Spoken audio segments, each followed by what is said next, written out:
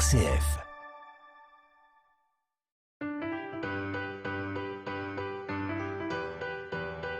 Sur ma route,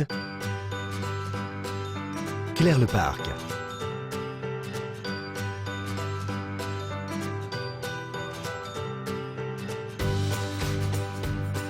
Bonjour et bienvenue. Je suis particulièrement heureux de vous accueillir aujourd'hui sur le bord du Blavet, sur le chemin de halage à partir de la ville d'Hennebont. J'habite d'ailleurs dans cet endroit-là. C'est un chemin très familier et j'aime beaucoup le mouvement des marées. On y reviendra, je pense. J'habite, comme je le disais, à Hennebont et je suis petit éditeur de poésie et de littérature. Et je me consacre moi-même à l'écriture. J'ai tout un chemin après avoir été une quarantaine d'années dans des responsabilités dans l'action sociale, notamment la responsabilité de l'association de sauvegarde de l'enfance qui est Sauvegarde 56 maintenant dans le Morbihan. Mais déjà j'écrivais et depuis quelques années je peux me consacrer entièrement à publier d'autres auteurs et également à écrire. Jean Lavoué.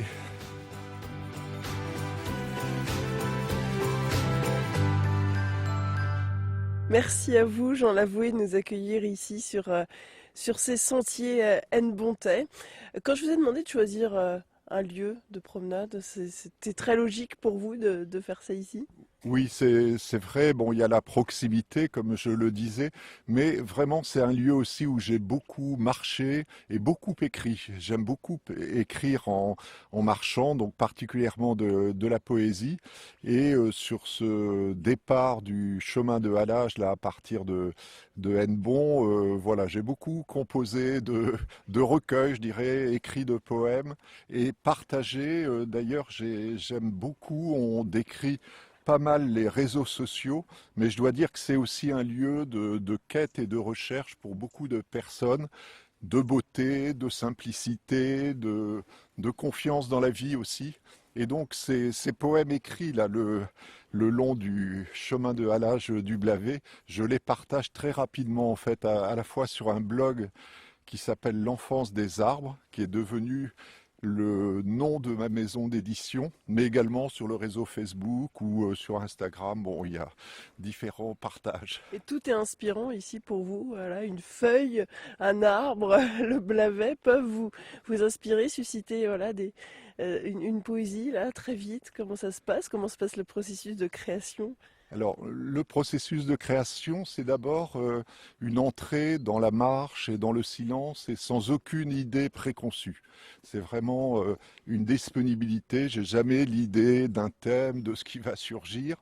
Et comme vous le dites, c'est vrai qu'il y a à la fois le paysage qui vient à soi, parfois un événement, un oiseau dans le ciel, un éclat de lumière sur le Blavet, mais je suis d'abord à l'écoute d'un rythme, d'une association de mots qui va surgir et qui va être comme un point d'accroche du poème. Et ce point d'accroche, il n'est pas du tout préconçu, il se donne, et à partir de là, effectivement, d'autres mots s'associent, mais aussi d'autres images du paysage qui est sous nos yeux. Là, là on est à marée, je pense, descendante, donc on voit déjà les vases à la fois grises, mais très, très lumineuses, finalement, sur le bord de l'eau du Blavet. Donc voilà, tout ça est très inspirant. On va parler de votre parcours à l'occasion aussi de cette promenade sur ces sentiers hennebontais, sur ce halage. Jean Lavoué, alors vous n'êtes pas né dans le Morbihan, vous êtes né du côté de Saint-Malo en 1955. Est-ce que vous pouvez nous parler un petit peu du jeune Jean, voilà, de votre enfance, de ce qui a fait naître en vous aussi ce goût pour la vie, j'ai envie de dire, pour l'écriture? Alors oui, je suis né dans un petit pays qui s'appelle Lafresné, au bord de la baie du Mont-Saint-Michel. J'y ai pas vécu continuellement toutes mes années de jeunesse, mais c'était le lieu d'origine de mes parents. Donc ils y revenaient tous les étés et lors de vacances. Donc c'est quand même un lieu d'ancrage pour moi important. Mes parents ont déménagé notamment en Normandie, mais là c'était le lieu fixe, le lieu source. Et je dois dire que dans ce pays qui peut paraître au premier abord un peu terne, puisque c'est les marais de Dol, de Bretagne, les marais l'arrière front de mer. En fait, ce sont des terres grises, vaseuses et argileuses, un peu comme on a aussi ici sur le bord du Blavet. Mais il y a cette immensité de l'ouverture de la baie du Mont-Saint-Michel et ces lumières et le Mont-Saint-Michel qu'on aperçoit à l'horizon, Cancale de l'autre côté, et la ville de Saint-Malo aussi. La ville de Saint-Malo, ses lumières, ses remparts. Donc j'ai les premières images poétiques, c'est vraiment ce pays-là qui me l'a donné, quoi. Et qu'est-ce qui vous a mené à l'écriture? Racontez-nous. Alors j'ai en particulier reçu une empreinte très forte d'un auteur qui était originaire d'Ille-et-Vilaine aussi, donc le département d'où je suis, qui s'appelle Jean Sullivan, que j'ai beaucoup lu. J'ai eu la chance de rencontrer, j'avais une vingtaine d'années, mais je dirais c'est l'éclat de poésie dans son écriture qui n'est pas une œuvre de poète. Il n'a pas écrit de recueil de poésie, beaucoup de romans, des essais, mais des essais de spiritualité qui me touchaient et me rejoignaient, moi, dans mon chemin. Et donc, il y a eu la chance et la grâce de cette rencontre entre quête spirituelle et joie de l'écriture, quoi, d'une forme d'écriture assez jubilatoire dans son cas et que j'ai essayé de retrouver, moi, dans l'écriture poétique. Alors justement, est-ce que cette écriture vous a permis d'aboutir à cette quête spirituelle? Enfin, comment l'écriture a nourri la spiritualité et inversement, peut-être la spiritualité a nourri l'écriture? Oui, oui, tout à fait, hein. C'est le chemin spirituel principal pour moi qui a été, alors j'avais perçu intuitivement des éclats de l'œuvre de Sullivan qui était comme une œuvre d'exode en fait. Il était originaire comme moi d'ailleurs de cette Bretagne catholique très impliquée dans la religion. Et lui qui était prêtre, qui l'est resté jusqu'à la fin de sa vie, mais les 20 dernières années, sans plus être dans le service actif, comme il disait. Il avait arrêté toute pratique sacramentelle et c'était l'écriture qui était son lieu, oui, d'eucharistie et de partage avec le monde, avec les femmes et les hommes. Cette voie-là, j'ai mis, moi aussi, comme lui, bon, d'une autre manière, sûrement du temps à la parcourir, qui était finalement l'empreinte religieuse reçue était tellement forte qu'il n'est pas simple comme ça de trouver un chemin, un exode, des issues, etc. Mais l'écriture, la nature, l'attention à tout ce qu'il y a de sacré qui monte de la terre, du sol, de nos vies, de la beauté du monde, c'est vrai que c'est ça qui a été la ligne. Je pense tout d'un coup à un auteur comme Christian Bobin, bon, que j'aime beaucoup, comme beaucoup l'aiment aussi. Voilà, c'est un auteur qui laisse le sacré advenir du plus simple, de la moindre feuille d'arbre, des couleurs d'automne. Et voilà, petit à petit, c'est cette voie de dépouillement du religieux pour un cheminement vers une spiritualité qui nous est donnée par la contemplation du monde et là où nous sommes. Et je dirais, voilà, s'il y a du divin, il est vraiment au cœur de nous et avec nous et dans tout ce qui nous entoure. C'est un long chemin quand même pour arriver à un résultat comme celui-ci, j'imagine. Oui, parce que c'est sûr que le, oui, l'empreinte d'une culture familiale prégnante et forte, il n'est pas si simple. Il y a des loyautés fortes qui nous attachent aussi à ceux que nous avons reçus et à la manière dont nous l'avons reçu.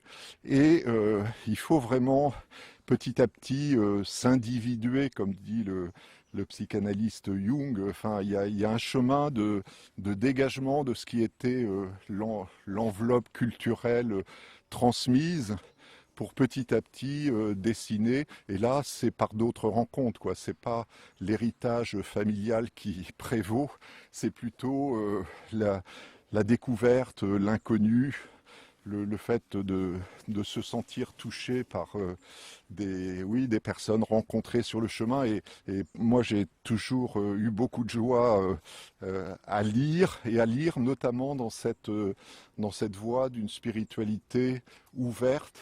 Et je reste complètement en éveil quand j'entends des conseils de lecture ou que je perçois moi-même que tel auteur va m'accompagner sur ce chemin, je dirais, d'une religion moins extérieure et descendante vers une spiritualité plus montante de cette terre que nous habitons, quoi.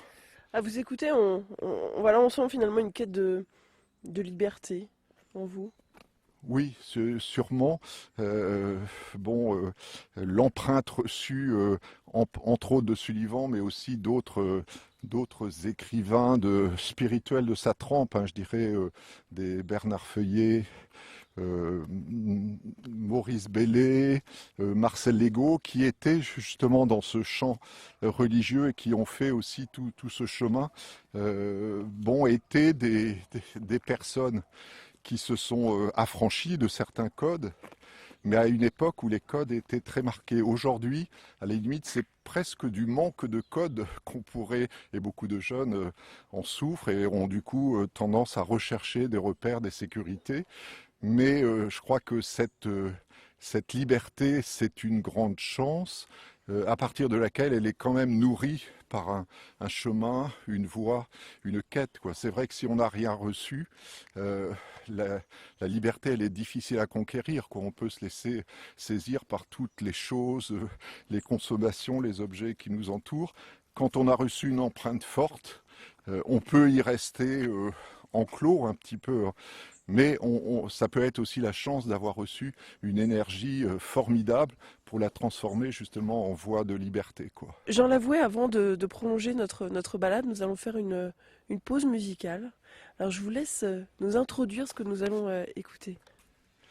Alors c'est un poème qui a été mis en musique par un ami qui avait découvert sur Facebook justement ma poésie, Pierre d'Andrea, qui est musicien et qui a pris beaucoup de joie, et moi également, à composer ce CD, donc composé d'une douzaine de poèmes dits et mis en musique par Pierre d'Andrea. Et ce poème « Les Sourciers », c'est le tout premier de ce CD, et voilà, il parle aussi de toute de ce peuple de personnes libres, affranchies, inspirées, qui continuent, moi, sur mon chemin, à m'inspirer aussi.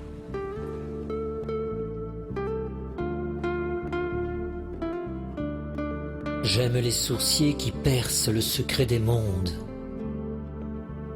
échappent aux croûtes mortelles, aux rigidités stériles, aux sécheresses exemplaires, à tout ce qui retient la vie et l'empêche de se transformer.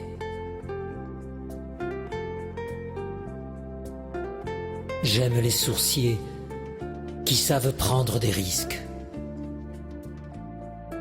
emprunter des chemins audacieux pour contourner le poids des murailles, des habitudes et des morales.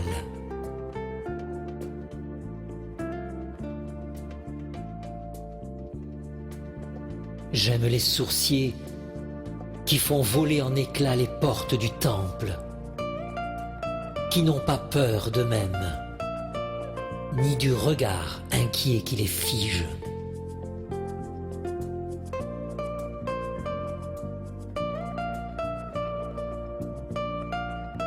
Ils savent trouver passage. Ils connaissent la brèche où le vieux monde s'anime et s'élance à nouveau. J'aime les sourciers dans chaque groupe, dans chaque clan, dans chaque religion, dans chaque famille.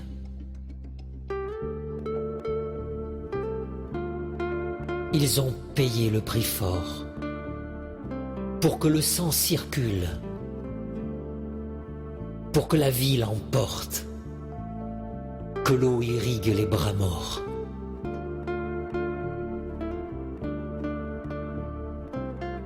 J'aime les sourciers et leur jeunesse. J'aime leur descendance innombrable, même s'ils n'ont pas eu d'enfants. J'aime qu'ils brûlent leur vie,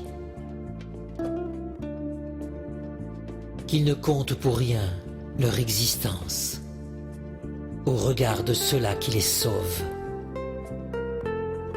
les rend impérissables,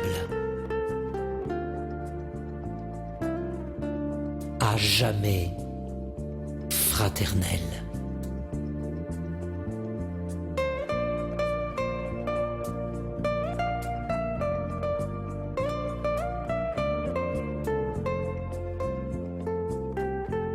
Sur ma route, Claire-le-Parc. Jean Lavoué, on poursuit avec vous sur ce halage à Hennebont. Voilà, est-ce qu'on peut décrire un petit peu? C'est très calme, il y a peu de monde ce matin. Oui, et il y a très peu de vent, donc là on arrive à un endroit où il y a les méandres du Blavet et une assez large ouverture. C'est aussi un terrain de jeu pour les enfants. Il y a beaucoup de familles, donc aujourd'hui c'est très calme, mais les mercredis, les samedis, les dimanches, il y a beaucoup à la fois de promeneurs et de familles et d'enfants qui viennent jouer ici. Et cela aussi, dans l'écriture poétique, ça peut, l'éclat d'un sourire, une personne croisée sur le chemin, peut tout d'un coup venir infléchir l'écriture d'un poème, parce que ça touche à l'intérieur et en même temps c'est cette présence au monde qui se donne, quoi. Ce rien qui nous éclaire, par exemple. Oui, tout à fait. Ce rien qui nous éclaire, alors c'est le premier recueil de poésie édité par ma petite maison d'édition en 2017. Donc du nom de l'enfance des arbres, qui était le nom du blog que j'avais créé en 2007, donc une dizaine d'années auparavant, et sur lequel je partage 2-3 fois par semaine au fil des années, comme ça, cette écriture poétique reçue. Et à un moment donné, j'ai rassemblé, et le premier titre, effectivement, qui s'est proposé a été « Ce rien qui nous éclaire », parce qu'on est vraiment dans ce presque rien, mais qui est tout ce qui nous est donné, quoi. Ça paraît compliqué aujourd'hui de réussir à garder cet aspect contemplatif des choses, voilà, la vie va vite, on court partout. Quelle est votre recette à vous, Jean Lavoué? Alors, comme beaucoup de personnes, je suis connecté, curieux, attentif, donc c'est vrai qu'on y est tous émergés dans cette réalité d'un monde de l'information, mais vraiment la nécessité pour moi de prendre des temps de silence. Alors il y a eu des phases tout à fait différentes. Le cheminement de la marche en est un, temps de silence, mais j'aime aussi beaucoup m'asseoir régulièrement. Donc il y a des phases de ma vie où c'était plus une assise, disons une demi-heure, silencieuse, quotidienne. À d'autres moments, ça a été d'ailleurs une posture debout, inspirée plus du Qigong, la posture de l'arbre qu'on retrouve dans le nom de l'enfance des arbres. Ça a été vraiment une pratique pour moi très, très précieuse. Et puis aujourd'hui, par exemple, j'ai plus tendance à prendre plusieurs petites séquences plus courtes, mais de ponctuer les journées comme ça, par rapport à l'activité, c'est vrai que une maison d'édition, malgré tout, c'est beaucoup de contacts, de travail aussi, et donc d'avoir ces pauses-là de silence, de respiration me paraissent vraiment une grande ressource, quoi. Voilà, et on se laisse bercer justement par la nature qui nous entoure. Alors Jean Lavoué, on va reparler quand même peut-être de cette maison d'édition. Pourquoi ce besoin de lancer votre maison d'édition? Alors, c'est un peu né d'une demande émanant des réseaux sociaux, justement sur Facebook, peu sur le blog parce qu'il y a beaucoup moins d'interactions, mais sur ce réseau-là, Facebook, il y a beaucoup de commentaires, de demandes. Et donc, des gens disaient, mais est-ce que ces poèmes-là qui nous nourrissent au jour le jour, on ne pourrait pas les retrouver en recueil? Bon, j'ai publié d'autres ouvrages dans d'autres maisons d'édition, donc j'aurais pu aussi continuer pour l'écriture poétique à le faire aussi. Mais il y a eu une sorte d'inspiration qu'à la fois ça allait être simple pour moi de partager ces poèmes et ces recueils, donc quelques-uns dont je suis l'auteur, mais surtout d'accueillir aussi la parole d'autres poètes, mais aussi des œuvres plastiques en fait. Une particularité qui n'était pas non plus préconçue dans cette aventure de l'enfance des arbres, c'est que la plupart des livres, presque tous, ont été illustrés par des artistes différents, que ce soit dans le domaine de l'aquarelle, de la peinture, de la photo, de la calligraphie, de la gravure, pas mal. Donc voilà, je suis à la fois très heureux de ce chemin, presque 5 ans, avec une trentaine d'ouvrages publiés, mais aujourd'hui, je ressens le besoin d'avoir à nouveau plus d'espace pour moi, notamment pour l'écriture, notamment pour continuer à creuser cette voie d'une spiritualité ouverte à la vie, au monde, dans lequel beaucoup de personnes, sorties d'ailleurs de cadres très religieux, sont vraiment en aspiration, quoi. Et voilà, comme c'est l'intuition forte qui traverse ma vie, si je peux la partager à nouveau par l'écriture, comme je l'ai fait ce printemps, alors dans un livre qui a été publié par les éditions Médiaspol, des clairières en attente. Et c'est une manière de dire aussi l'importance des petits groupes, des rencontres entre humains pour nous partager nos recherches. Donc je décris différents petits groupes auxquels j'appartiens et qui sont grandes ressources de spiritualité aussi. Alors justement, vous, dans cette quête, la quête d'une vie, hein, on l'entend bien, comment vivez-vous ce qui nous touche, la pandémie? Comment avez-vous vécu ces confinements? Comment ça vous a touché, vous aussi? Alors, du côté de la pandémie, ça a été plutôt une pause très favorable à l'écriture. En fait, j'ai beaucoup écrit, du coup, dans ce moment-là. C'est vrai que on est happé quand même par des sollicitations, et écrire suppose vraiment des moments de pause par rapport à tout cela. Et donc voilà, ça a été d'abord la joie de pouvoir dire non sans culpabilité à des demandes. Bon, je venais d'écrire un livre sur le poète René Guicadou, et il y avait pas mal de sollicitations. Tout d'un coup, tout ça s'est trouvé arrêté.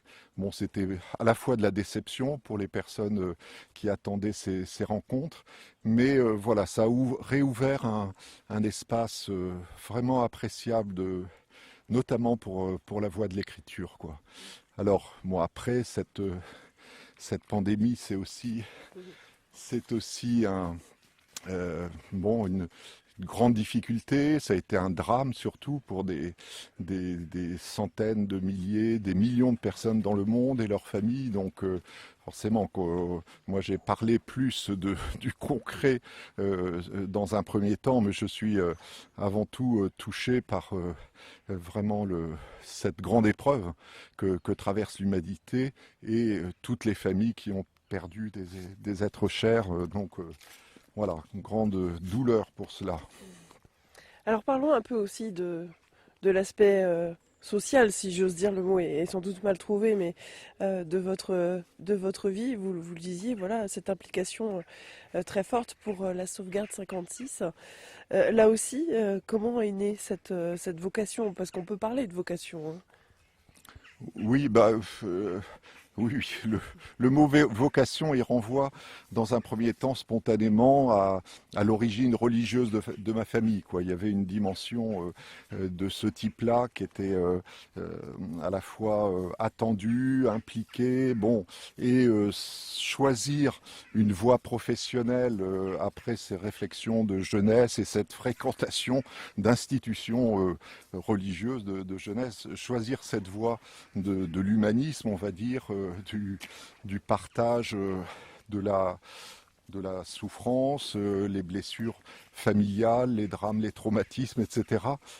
Ça m'a beaucoup aussi, je dirais, nourri aussi intérieurement, parce que j'étais très sensible. Bon, il y a un événement dans ma vie qui est survenu un peu à un point de bascule. J'ai une sœur qui est décédée accidentellement dans un accident de voiture. Et beaucoup des éléments ultérieurs de ma vie, et notamment l'écriture, ont été reliés à cette source de blessures, de peine, de douleur, à nouveau.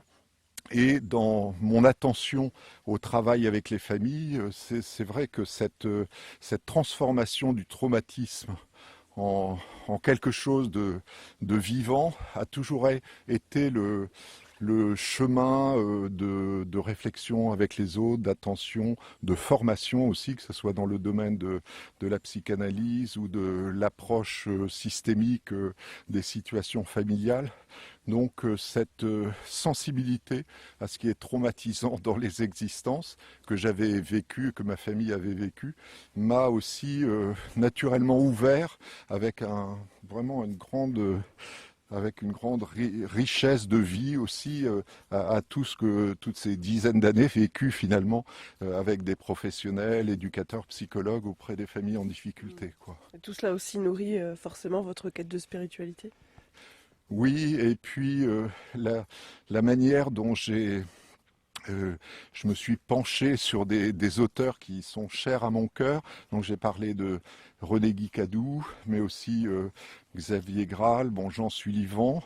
Récemment, un livre où je recueille la parole et l'œuvre et la pensée d'une dizaine d'auteurs de Bretagne que j'ai intitulé Voix de Bretagne, le chant des pauvres.